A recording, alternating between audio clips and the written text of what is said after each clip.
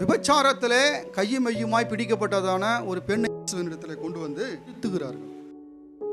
போதகரே, இந்த ஸ்திரீ விபச்சாரத்திலே கையும் மையுமாய் பிடிக்கப்பட்டால் இப்படிப்பட்டவளை கல்லெறிந்து கொள்ள வேண்டும் என்று மோசே நியாய பிரமாணத்தில் நமக்கு கட்டளையிட்டிருக்கிறாரே, நீர் என்ன சொல்லுகிறீர் என்று அவரை பார்த்து கேட்கிறார்.